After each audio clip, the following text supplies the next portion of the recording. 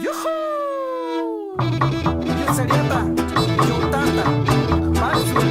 veía desde mi postura personal y mi postura también, se podría decir en ese momento estudiantil, pues tratar de encontrar un punto de convergencia entre lo que pues podría decir en ese momento una ideología, un compromiso con la sociedad, y a esa edad que una es muy soñadora, pues político y demás, y decía, a ver, ¿cómo lo empalmo con esta parte en la que me estoy formando como psicóloga, pero que también desde la psicología, si bien veía muchas posibilidades, existen también muchas limitaciones, ¿no? Sobre todo por el asunto del criterio de normalidad o de anormalidad, y por el cuestionamiento que siempre se nos hace en la psicología en relación al nivel de involucramiento y la objetividad, ¿no? Entonces es, bueno, ¿eres objetiva o no eres objetiva? ¿Eres investigadora o eres militante? ¿Hasta dónde estos conflictos, pues que están ahí presentes, no solo en la psicología, yo creo que en todas las disciplinas, pero que yo también me topaba con esa parte, ¿no? O sea, tú haces un diagnóstico y pon una etiqueta, ¿es sano o no es sano el proceso?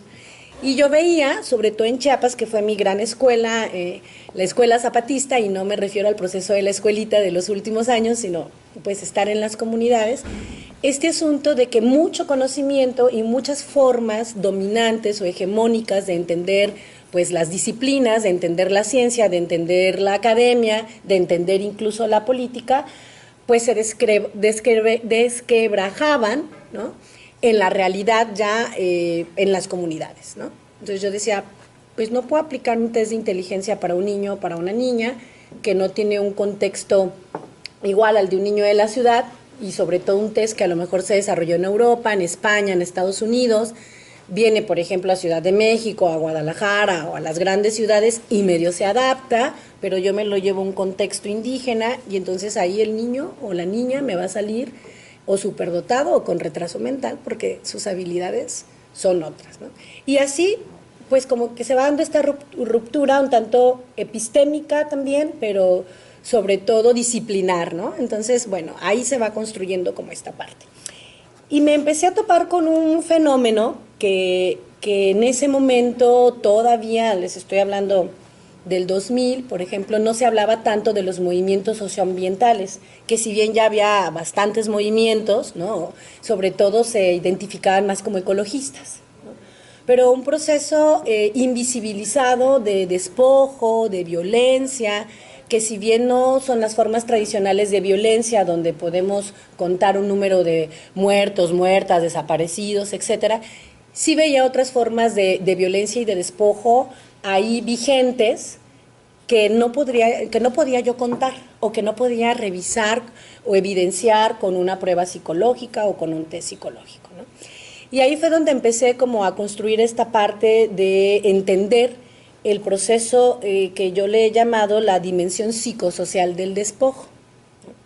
Ya posteriormente para la maestría y de manera más concreta para el doctorado, pues empecé a trabajar este asunto de cómo los proyectos de desarrollo hegemónico, de desarrollo capitalista, también para enmarcarlo ahí, pues tienen consecuencias generalmente lamentables para ciertos sectores de la población, para todos o todas, pero específicamente para ciertos sectores que son más vulnerados y vulneradas, y que no se visibilizan, que no se contabilizan o que poco se habla de estos procesos, ¿no? Entonces sí es como extraño que una psicóloga esté hablando como de estos procesos de despojo o del desarrollo, pero cuando ya tengo la oportunidad un poquito de evidenciar o de explicar a qué me refiero, pues como que las piezas comienzan a encajar, ¿no? Entonces esto es un poco de lo que yo les voy a hablar. Yo aquí puse trauma psicosocial y resistencia en comunidades amenazadas de despojo por la construcción de represas en México, vivir bajo amenaza. Podríamos estar hablando de minas, de carreteras, de aeropuertos, pero los casos de estudio sobre los que yo he tenido más experiencia han sido represas y minas, particularmente el caso de Temacapulín, que yo lo acompaño como desde el 2009 y que entonces pues por ahí he tenido la oportunidad de conocer con mayor profundidad este caso, ¿no? Entonces de pues les voy a platicar todavía un poco más, ¿no? Entonces lo primero, pues esta parte que ya les platiqué de la justificación de por qué en la psicología política, en la psicología comunitaria, pues luego hay como mucho consenso de ciertos aspectos que generan trauma en las personas, ¿no? Si hablamos de guerras, dictaduras, catástrofes naturales, pues casi todos o todas estaríamos de acuerdo de que una colectividad o una persona en lo individual puede vivir un proceso traumático, entendiendo trauma no como enfermedad, sino trauma como herida. ¿Sí? Esto es muy importante porque luego si no estigmatizamos al otro, a la otra o a la comunidad envuelta en un proceso patológico y no. Estamos entendiendo el trauma como herida y no el trauma como enfermedad, ¿no?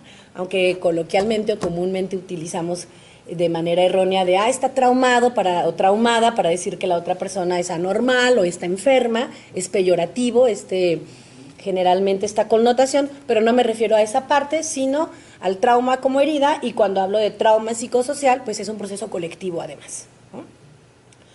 Bueno, entonces, yo sostengo que además de estos procesos traumatógenos como las guerras, los sismos, las catástrofes naturales, la represión directa, etcétera, existen otros procesos que están en el contexto de lo que entendemos como el desarrollo capitalista. Y entonces digo, el desarrollo capitalista también es traumatógeno. Y entonces pues ahí vienen los sombrerazos, los jitomatazos, en algunos sectores, ¿no? Porque si se supone que el desarrollo parte de la premisa del bienestar, del bien para la mayoría, pues ¿por qué me atrevo a decir que es un proceso traumatógeno? Y claro, lo que sí creo o espero que quede claro aquí es que me estoy refiriendo específicamente a la visión hegemónica del desarrollo capitalista, porque existen, como entiendo ya han discutido, otras formas de desarrollo, pero digamos que la que se impone o la que impera en el contexto capitalista, pues sí, sí es traumatógena y bueno, por lo tanto, pues yo desde la psicología tengo que argumentar que es un terreno de estudio y que permite o que es necesaria pues el análisis, la reflexión, pero también la intervención en aras de transformar o de cuestionar las realidades que vivimos pues en México y en América Latina, que ya sabemos pues que estamos en muchísimas crisis que si bien no son emergentes sí están tomando dimensiones como muy alarmantes, ¿no? Bueno, y aquí yo pongo para una presentación que preparé para otro momento como algunas características del desarrollo, ¿no? Entonces, este desarrollo capitalista tiene como dos caras, ¿no? Una cara visible, pública, que es parte de un discurso oficial, que está bien visto, que es promovido, ¿no? Y que tiene que ver con esta parte de pues, que va a mejorar nuestras condiciones de vida, que está vinculado al crecimiento, que por eso es bueno, es deseable para las personas y para los pueblos, ¿no? O para las sociedades.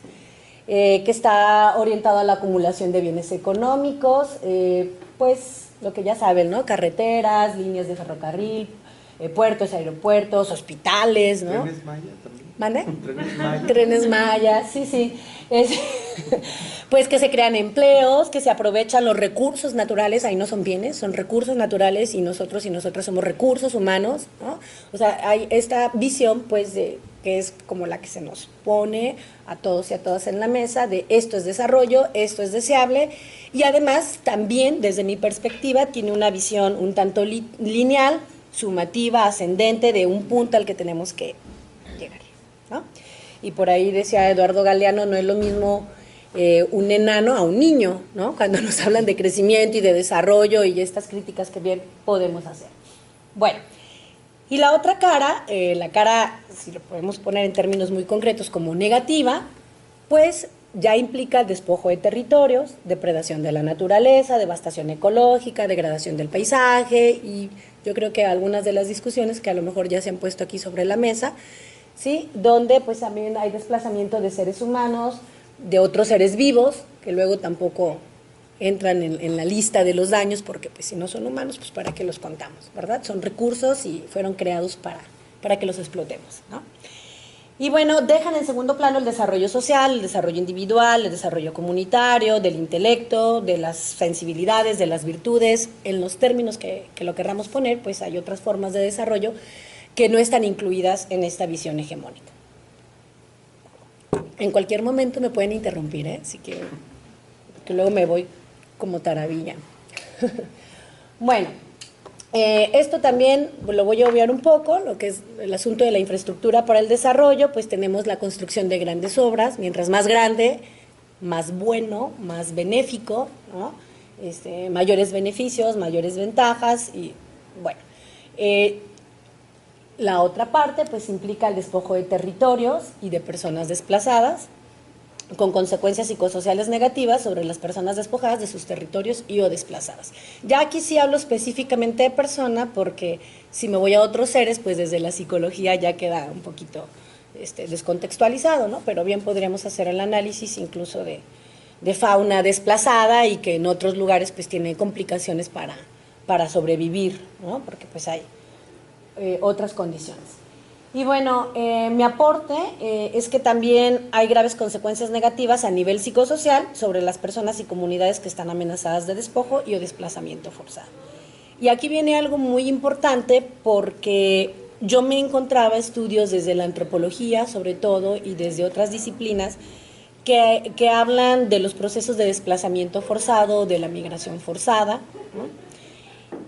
Pero que generalmente daban cuenta de procesos ya consumados de despojo material, ¿no? Se construyó una presa aquí, entonces vamos a pasar a toda esta población, ¿no? De Oaxaca a Veracruz, o de Chiapas, ¿no? De Guatemala a México, otros ejemplos.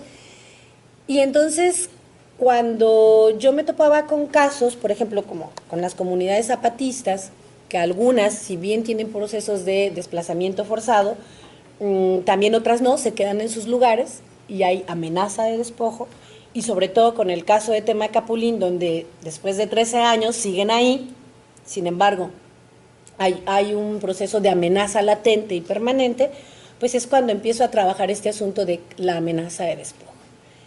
Y a mí me decían, bueno, ¿qué es esto de la amenaza de despojo y por qué no solo le llamas despojo y ya? ¿No?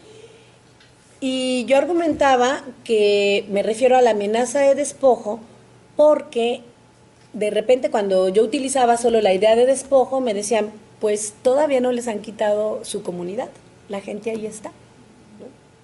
Y yo les digo, sí, ahí está, pero ¿en qué condiciones y sobre qué ha tenido que pasar, ¿no? Todo el proceso que ha tenido que vivir. Y entonces empecé a trabajar esta idea de que desde el momento en que una comunidad o un sujeto, pero sobre todo una colectividad, se entera de que algo que le es propio, ¿no? Material o inmaterial, ¿no? Le puede ser arrebatado, ya sufrió una forma de despojo de la tranquilidad, de su proyecto de vida, ya se vulneró su circunstancia, híjole, hasta de pareja, de su casa, o sea, son como muchos aspectos que se quedan de lado porque el Estado podría decir, o quien amenace, una empresa, etcétera, de no le estoy quitando todavía nada, ¿no? Y luego además sí se concretan algunos casos de despojo material. Entonces yo digo, el daño o la afectación viene desde la amenaza. Ya hay un despojo intangible, un despojo psicosocial, si hablo en términos disciplinares, ¿no? Entonces pongo aquí, a partir de que las comunidades se enteran que serán despojadas y desplazadas de su territorio, ya están en el proceso de amenaza de despojo, independientemente de que la amenaza material se concrete o no. O sea, podría ser que la gente de Temacapulín no tenga que salir de su comunidad, ya hay una gente que salió, pero digamos el grueso, o que la comunidad no desaparezca, en términos geográficos y materiales, que no desaparezca de donde está, pero de todas maneras ya hay una afectación, ya hubo una amenaza de despojo y ya hay daños ahí que tienen que ser atendidos desde distintas disciplinas, ¿no? Tenemos el caso de Arcediano, por ejemplo, no sé para quienes lo conozcan, donde un pueblo pues es desbaratado, la colectividad o la comunidad desaparece, se dispersa y el proyecto no se hace, ¿no? O sea, la presa no se concreta y el pueblo se desbarató. Hay lugares donde no se desbarata materialmente el pueblo, o sea, no se tumban las casas, pero la gente también la dispersan. El Estado expropió o les dio otros lugares donde vivir o simplemente los despojó y luego dicen, bueno, pero ahí está el pueblo, ¿no? Solo, etcétera. Entonces, esto se separa un poco de estas visiones como más tradicionales de entender solo el despojo como despojo material o solo el despojo cuando se concreta un proyecto. Y entonces así podemos visibilizar, digo, se extiende a América Latina, se extiende a todo el mundo, pues, pero solo para el caso mexicano, una serie de procesos, de proyectos donde el Estado, ¿no?, en aras del desarrollo, con el argumento del desarrollo, pues va picando, ¿no?, por muchas partes y generalmente concreta el despojo. Pero hay otros procesos que se quedan ahí abandonados, cambió, no sé, la administración y se abandonó un proyecto, el caso de la presa La Zurda aquí en Jalisco, ¿no?, que no, a nadie le queda claro por qué se abandona un proyecto, hubo procesos de despojo y ahí se deja, ¿no? Entonces nadie se hace responsable de esa parte, pero además, por ejemplo, desde las ciencias sociales o desde la psicología, ni siquiera nos estamos cuestionando algunas veces eso como una situación que deba atenderse en las personas.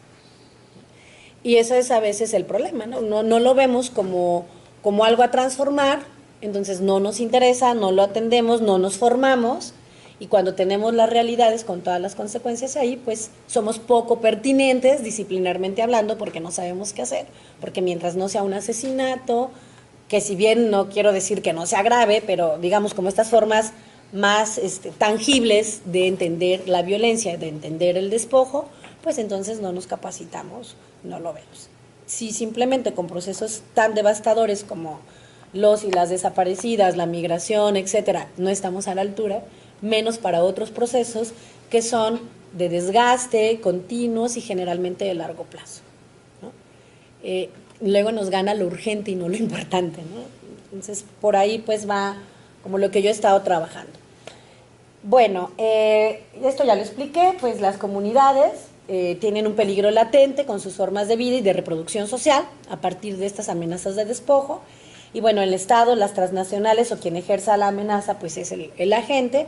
Y viene algo que desde la psicología social se denomina como trauma psicosocial. Este concepto es de Ignacio Martín Baró, que nos habla de que hay afectaciones individuales y colectivas y que dañan al tejido sociocomunitario. Nos dice, la perspectiva psicosocial nos habla de que tanto el sujeto, su familia y su comunidad viven afectación. ¿Cuánta afectación? Si es que queremos hablar de esto, pues depende del nivel de involucramiento de cada sujeto, en lo individual, de las redes, de cada familia, pero sobre todo en términos comunitarios de la historia de la comunidad. A lo mejor alguien que le vayan a desplazar de un lugar donde tiene poco tiempo viviendo va a ser distinta, ¿no?, la amenaza a alguien que tiene toda su vida ahí, que tiene sus muertos enterrados, que en los contextos rurales donde generalmente se trabaja en los mismos espacios que donde se vive, pues es distinto. Por un lado, ¿no?, la identidad, la cultura, pero por otro también que otros procesos traumáticos, es decir, qué otras heridas en términos comunitarios ha vivido esa colectividad.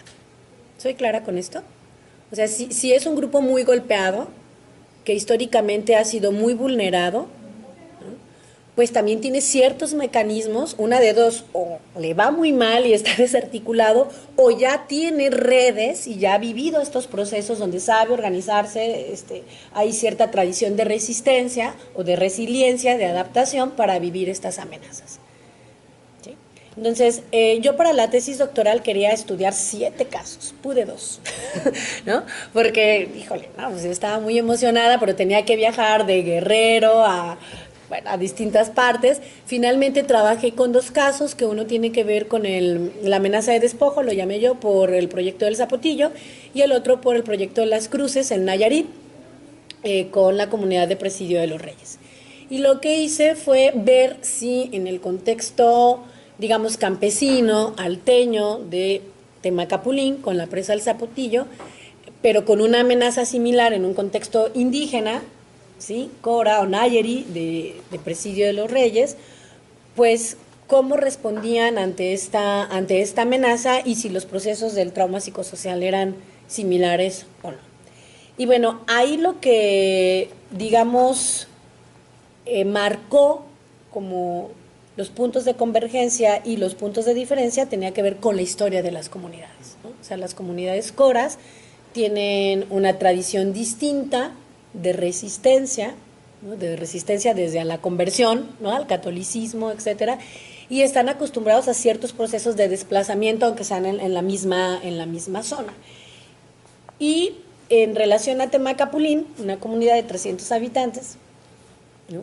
Entre 300 y 400 habitantes, ranchera, alteña, con propiedad de la tierra, propiedad privada de la tierra, a diferencia de las comunidades Nayarit, que es propiedad comunal, pues también marcaba algunas formas o algunas diferencias en las formas o estrategias de afrontamiento y de resistencia, pero sí yo podría encontrar regularidades en función de la amenaza y sobre todo del modus operandi del Estado, ¿no? De cómo va ejerciendo la amenaza y como cuáles van siendo los procesos, y ya pude visibilizar como las diferencias en formas organizativas y de expresar la resistencia. Me costó muchísimo más trabajo en las comunidades Nayarit por el asunto de la lengua, porque no podía estar la misma cantidad de tiempo o hacer el mismo trabajo de campo que en Temacapulín, por un asunto también que tienen de cómo son sigilosas de cuidar ciertos procesos, donde dices, bueno, si están resistiendo, si está pasando algo, sí o no, quién es la voz autorizada de la comunidad, ¿no? Sin embargo, pues también se pudieron visibilizar de manera muy clara como estos efectos de la herida, del trauma psicosocial y de lo que está en juego en el caso de proyectos de desarrollo. Entonces,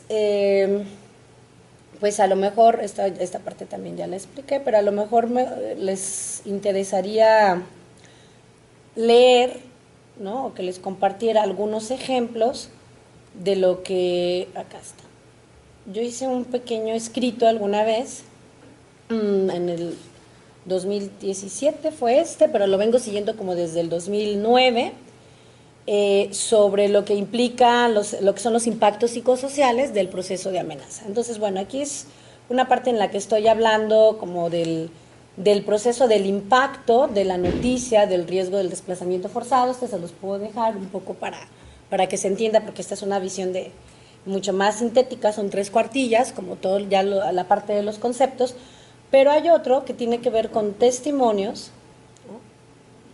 ¿no? Que me gusta mucho porque visibiliza la parte de las afectaciones que generalmente solo suponemos, porque tampoco se necesita ser un genio o una genio para ver si algo está mal, si te quieren quitar tu casa, si te quieren inundar el lugar donde naciste, donde sobre todo la gente que hace mucho hincapié con el asunto de los muertos, ¿no?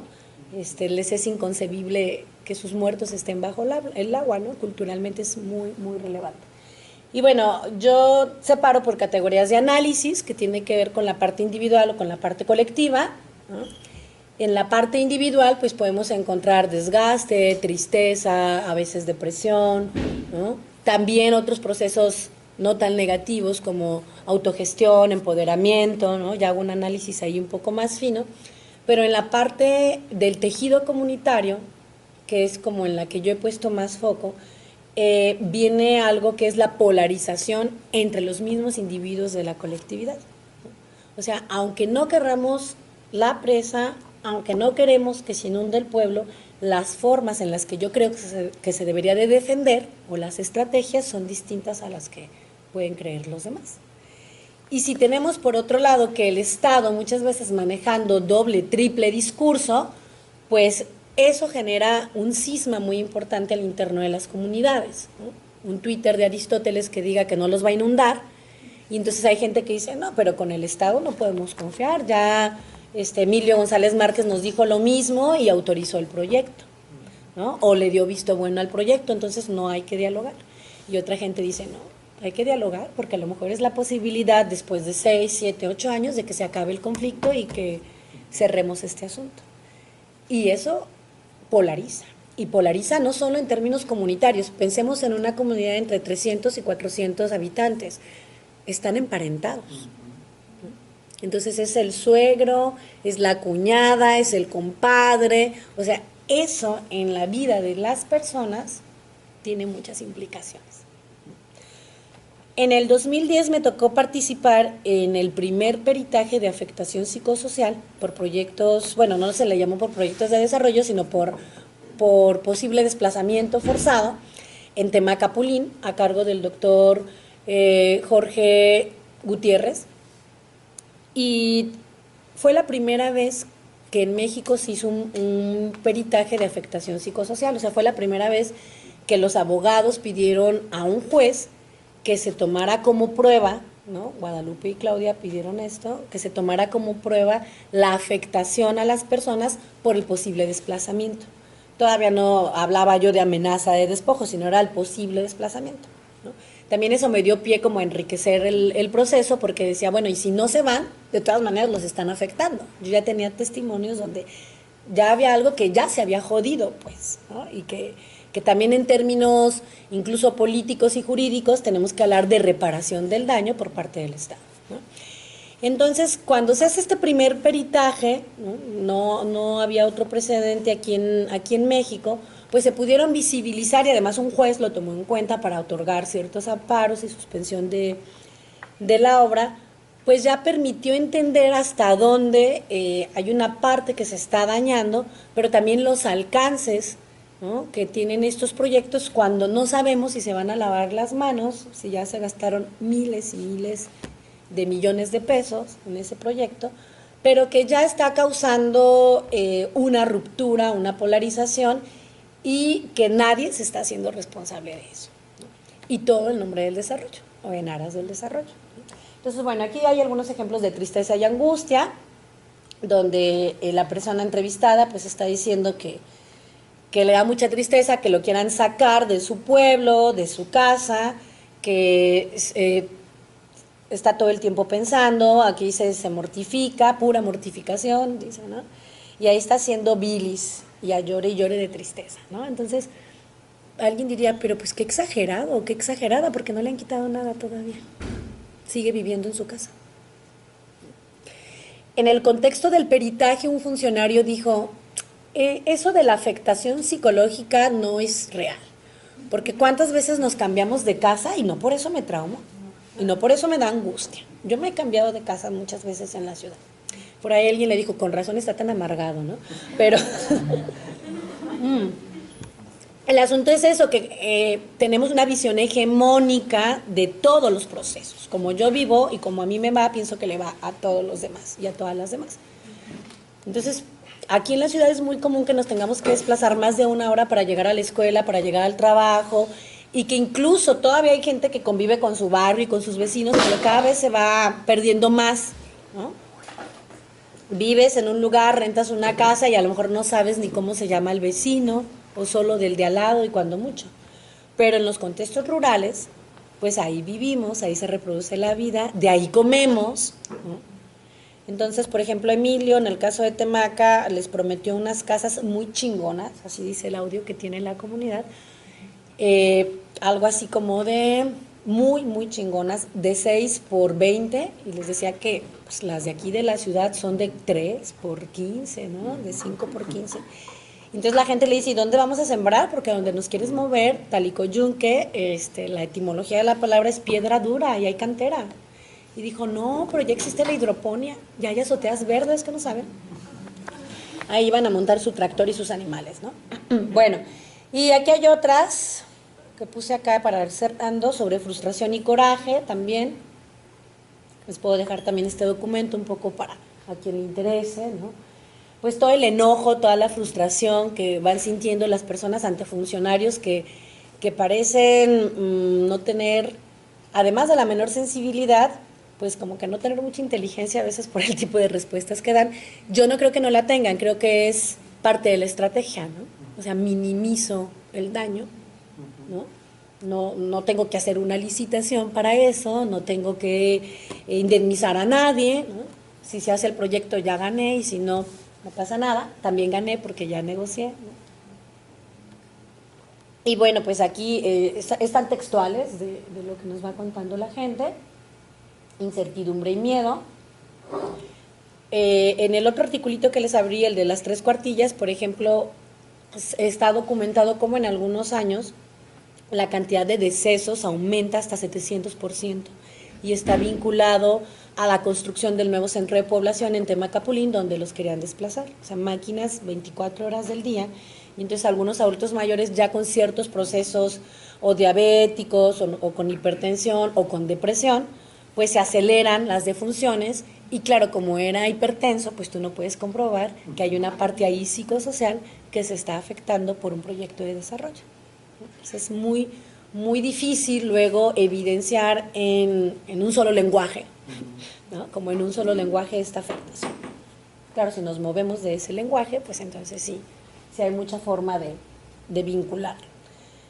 Nos dicen, bueno, es que en Temaca son adultos mayores y algún día tienen que morir. Sí, pero ¿por qué ese pico en este momento de gente que además es muy longeva y que vemos cómo se va transformando y que tenemos testimonios del médico, en este caso del peritaje, o los que yo he ido recabando, donde están hablando? Hay un caso muy fuerte que no me gusta mucho compartir porque luego se escucha como fuera de la realidad, ¿no? Como romántico, o no sé, o lo contrario. Pero hay una señora, por ejemplo, que se enteró que su hermano negoció la casa con la Conagua y alguien le dice, ¿no? Oye, ¿sabes que fulanito, que tu hermano ya negoció la casa con la Conagua? Una mujer sola, en el sentido de que el hermano vive en Estados Unidos y ella, por ser la hija menor, no tuvo derecho a casarse. No le permitieron casarse porque tenía que hacerse cargo de los padres. Entonces, cuando es adulta mayor, cuando es vieja, como decía ella, pues no tiene quien vea directamente más que la remesa que le mandan. Y ella decía, pues yo me asomo aquí a la puerta y mando a alguien a traerme un agua, mis tortillas, porque en un pueblo, pues una adulta mayor puede hacer eso con un niño. A ver tú, fulanito, ve y dile a tu mamá que me vas a traer tal cosa, ¿no? O sea, tienes autoridad moral en ese contexto. Y ella decía, en la ciudad solo me va a tocar pedir limosna, ¿no? Porque nadie me va a acercar nada. Entonces, cuando le avisan que la casa se vende, le dice a la ahijada, ¿estás segura? Sí. Bueno, mañana me muero. Y se murió, ¿no? Una señora de 83 años, aparentemente sana, y así lo dijo. Y la otra, ay, no, madrina, no se preocupe, vamos a ver, que se murió, ¿no? Entonces, ¿cómo demuestras esto? Porque es el testimonio de la ahijada, que claro, me lo cuenta a mí, porque pues el paño de lágrimas, ¿verdad? La psicóloga y demás. Y ella, y era una señora que decía, cuando llegue el agua o lleguen los militares, les voy a decir que me pongan hierba, se refería a veneno, ¿no? Porque le llaman hierba para las ratas o algo. Y entonces de aquí no me sacan.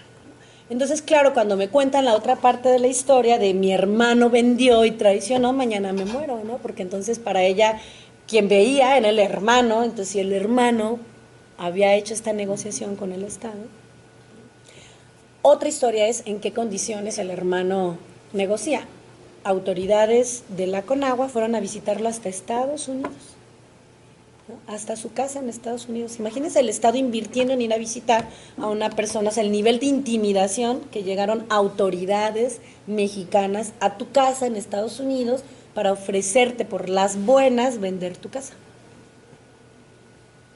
Todas estas cosas están ocurriendo, ¿no? Por ejemplo, en nombre del desarrollo, de ese desarrollo. Bueno, yo cerraría con este asunto de que, insisto, este es el caso de represas, pero en mi experiencia, que no es mucha, pero que por ahí llevo ya cierto camino andado, en otros procesos de desarrollo vemos el mismo modus operandi, ¿no? O sea, un Estado que no tiene un respeto hacia las comunidades, si no lo tiene la gente de la ciudad, menos en las comunidades rurales, que es mucho más sencillo desacreditarlas ante la opinión pública, porque entonces no quieren el desarrollo, no quieren el beneficio, no quieren compartir el agua, son necios, sobre todo si son indígenas, son necios, ¿no? Y que finalmente creo que no es un Estado inocente, y estoy totalmente segura de que existen otras alternativas para organizarnos como sociedad, ¿no? Que esa es. Y que ahorita pues mi compromiso es visibilizar y un poco con algunas otras personas tratar de construir una estrategia de intervención, porque pues te enfrentas también a todo el aparato, ¿no? del Estado, y es tratar de decir, bueno, ¿qué hacemos? ¿Cómo acompañamos? Pero también cómo denunciamos esto que está ocurriendo desde la academia también, ¿no? Como esta parte del compromiso que tenemos desde la academia y también desde mi ser mujer, ¿no? Porque luego no es la misma autoridad en algunos escenarios que tiene la voz masculina, que tiene la voz femenina. Pues como es mujer es sensible, ¿no? Y entonces a ella es muy sensible y se afecta con la gente, ¿no? O sea, hay una afectación concreta, ¿no? Que también estamos buscando formas cada vez más, combinándolas con formas cada vez más tangibles de visibilizar el daño. Entonces, bueno, pues yo agradezco la oportunidad porque para mí cada escenario pues es una forma como de ir sembrando, ¿no? Como esta duda, por lo menos que nos concedan el beneficio de la duda a quienes estamos desde esta lógica haciendo investigación, ¿no? Y tratando de poner ciertas discusiones en la mesa que generalmente pues se pasan de largo, ¿no? Y yo con esto cerraría.